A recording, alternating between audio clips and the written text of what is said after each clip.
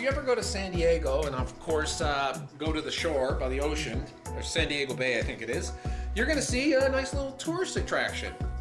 Midway, aircraft carrier. You know, I forget when it was built and I forget when it was decommissioned, but I know it wasn't actually, I remember talking to someone about the way it used to be configured, just straight, and then they put in the slant because they figured out that was better. But anyway, it's here right at the harbor.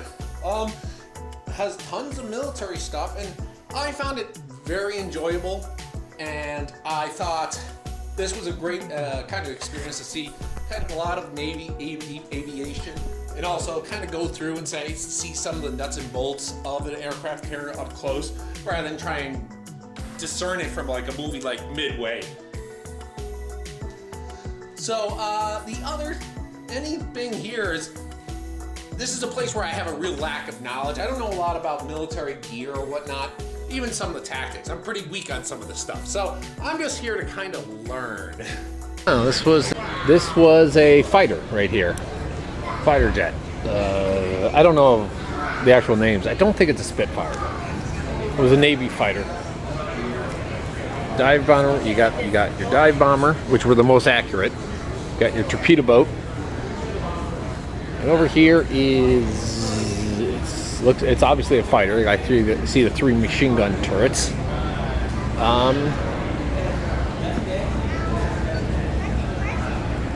So I'm sure.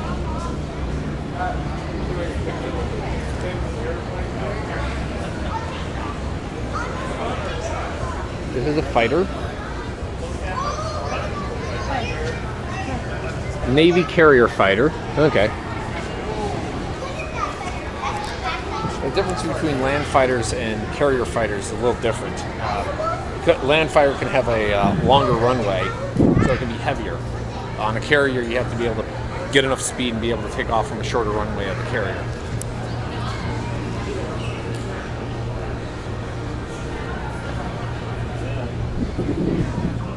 One of the helicopters they would have on this ship, obviously didn't use in World War II. But an interesting thing is this one here, boxing. On the hangar deck here, they would schedule boxing matches if 2 crewmen got into some kind of argument and wanted to like actually hit each other. They would box a boxing match, which would only be like a round, where they'd have headgear so they could punch each other and they get the aggression out, and after that, boom, off they go.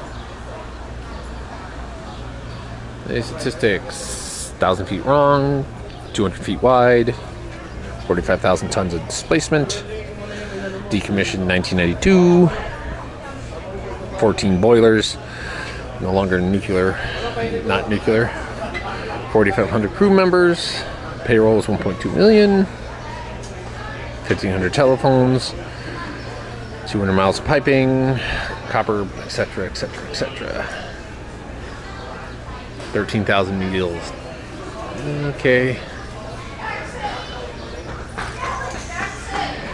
Actual timeline: 3 sisters. The Midway, the FDR, and the Coral Sea. Named after the war, deployed 1950. These were actually I don't know, whatever you would call.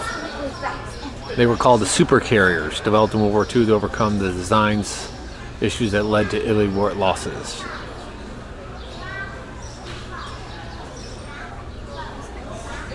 Yeah, this is one of the things, yeah. The early carriers had wooden flight decks. These had steel, which offered a hell of a lot more protection in case they were hit. Because a lot of ships, the aircraft carriers, if you just hit the deck with it would go right through the wood and explode in whatever, like trying to get at the ammo or the fuel supplies. And that was a major flaw in the first generation of carriers.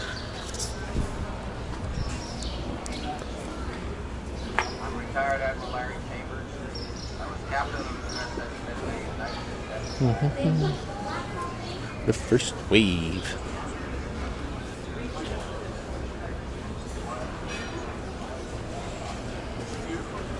Saigon fell to North Vietnamese.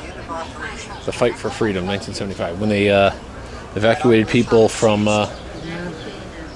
South Vietnam. Well, there's a whole lot there, a whole lot of history there.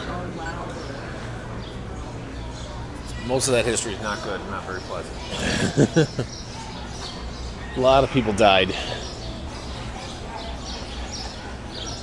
Out of everyone who was evacuated, a lot, like something I think they said like 250,000 people, like from that point on, will be killed by the North Koreans. So,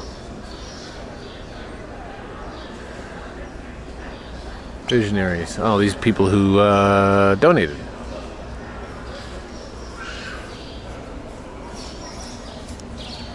Ooh, another plane. Navy plane. Everyone's got planes. Oh, it's a pilot training plane. Okay. No guns, no bombs. Just to teach them how to fly. The engine that won the war.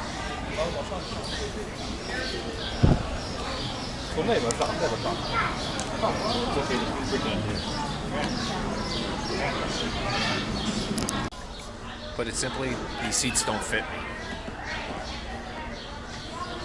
I just feel like a giant.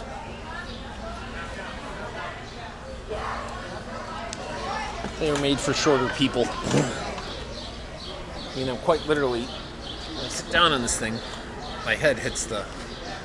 That's what you grab and pull when you want to eject. So, I could never have been a fighter pilot. Collapsible rings for easy storage underneath. That's the reason why they did that.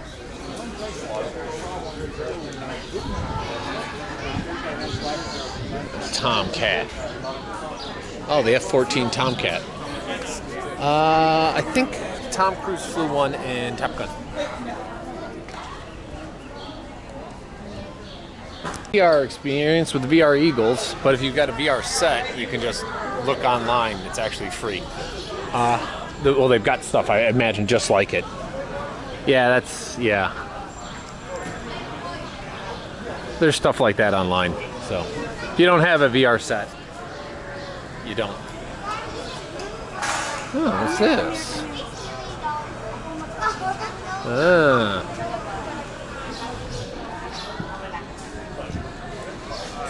Okay. You can play it.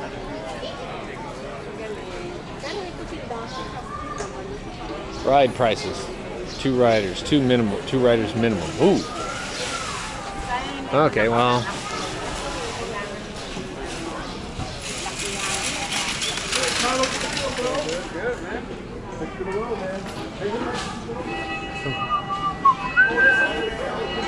Kind of give you an overall idea.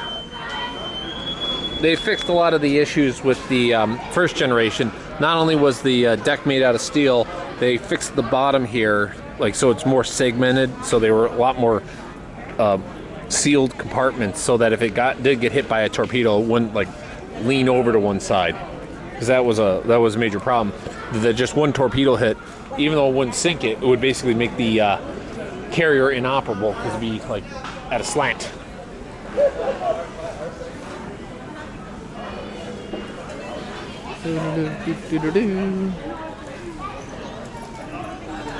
Bunk Stores Cafe.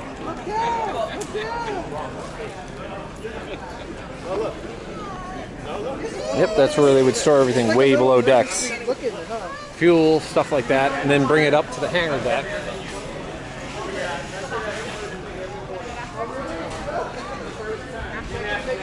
Bring it, yeah. Oh. See, we're on the flight deck.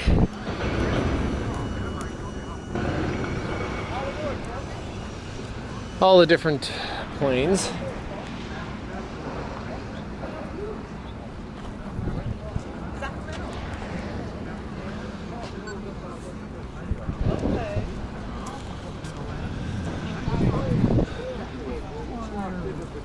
Come in for a land.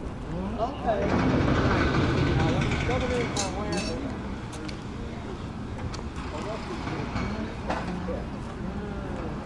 An electronic warfare tanker.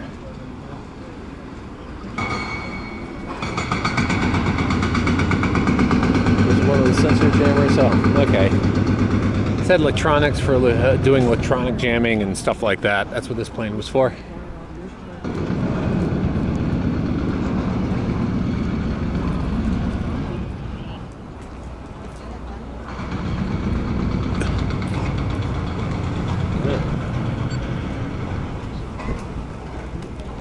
Fighter. Grumman Aerospace. See here. I'm guessing those are like 50 cal. A couple missiles, close air to air, obviously.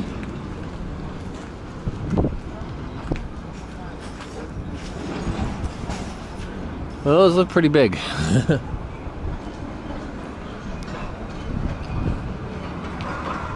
This is off the tail. You could see the big wash when a carrier was going by.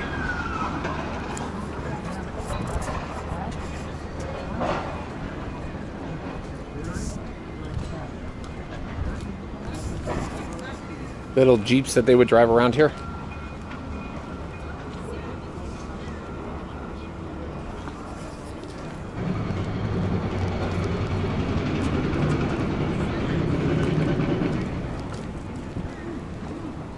Let's see here. What's this?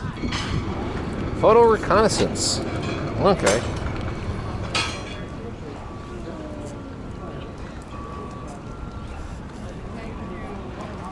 Let's see here. What's this?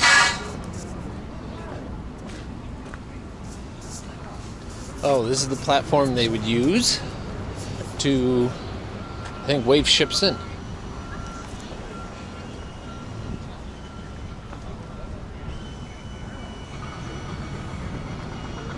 So they would call. Let's see here. Oh, nothing.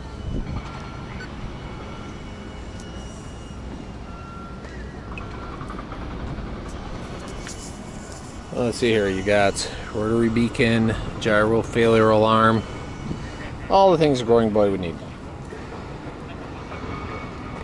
Basic angle.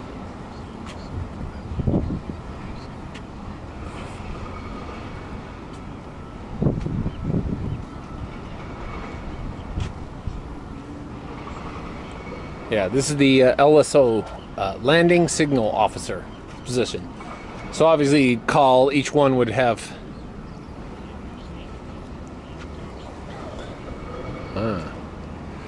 They got the audio tour gives you all the information you need on like what each position, what the like information on the planes and whatnot. And he talks about how you would talk to all the pilots so you'd know kind of what they were good at, what they were not good at, each one. So you'd be able to talk them through landing as safely as possible. And obviously all the phones had a different person you put him in contact with. So if he needed to talk to the tower, he needed to talk to the pilot, he needed to talk to whoever, he could do it. And it was important the direction that the carrier was flying, because you'd want to take off into the wind and land into the wind. So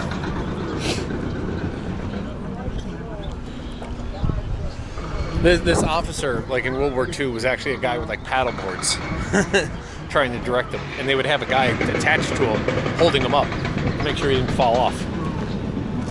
Yeah, this is, the Tomcat was the fighter in Top Gun.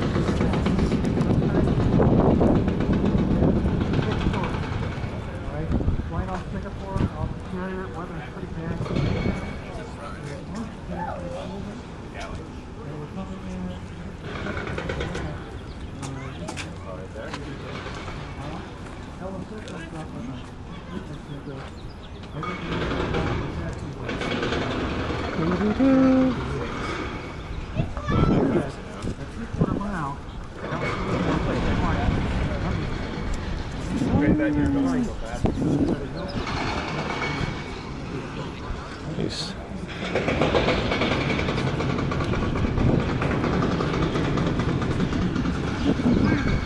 Ah, the rescue. Cargo transport, you know, obviously necessary. Well, you know, the underestimated thing about wars, everyone concentrates on the actual battling that occurred, but, you know, logistics are a huge portion of it. Because if you can't supply your Army or Navy, you're not going very far. Skyraider was last paracarrier bomber that was near last used in Korea. Yeah, that's when propellers went bye-bye. That's where the pilots briefed and debriefed the mission. Kind of a away from home. Pilot trainer. Over here on the side of the island. That's Admiral's country. You're down there, you'll see the Admiral's wardroom. His war room